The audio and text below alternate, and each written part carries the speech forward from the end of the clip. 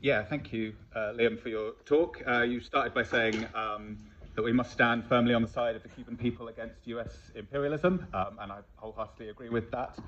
I was privileged to visit Cuba late last year, early this year, as part of a brigade organized by the Revolutionary Communist Group. People may know us by our newspaper, Fight Racism, Fight Imperialism.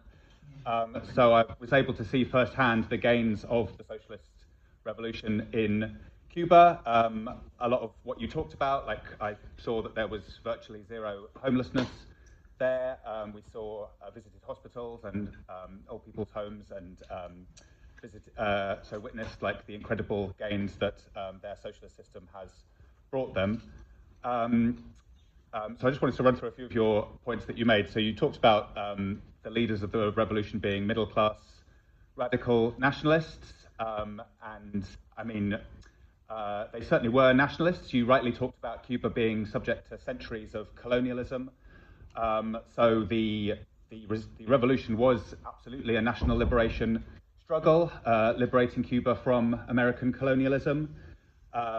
Lenin talks about the importance of national liberation struggles. You know, I don't think we can dismiss people for being nationalist. It was absolutely a working class movement.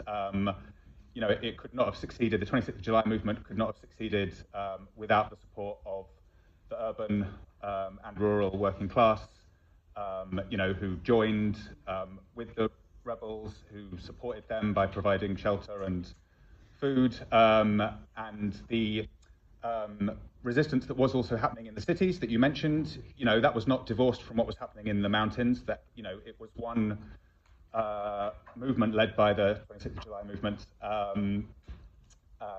Frank Pays, who was leading the urban struggle, the strikes and things that were going on there. At one point you said there weren't any general strikes, but then you did say there was this very successful general strike that was the final nail in the coffin of the US-backed regime that took place 2nd to the 3rd of January 1959. And as you also said, you know, there were strikes and actions throughout the revolution. You know, the leaders were only free because of the popular support that they had from the people who pressured the Batista government to release them from prison. In terms of LGBTQ oppression, just to pick one example from what you were talking about, I mean, Cuba decriminalized homosexuality before it was decriminalized in Scotland or the north of Ireland. You said, you know, they're pretty much at the same stage as the rest of Latin America. I mean, that's just not true. You know, there's lots of places in Latin America and the Caribbean where homosexuality is still illegal, and it hasn't been illegal in Cuba for many, many decades. So. Thank you.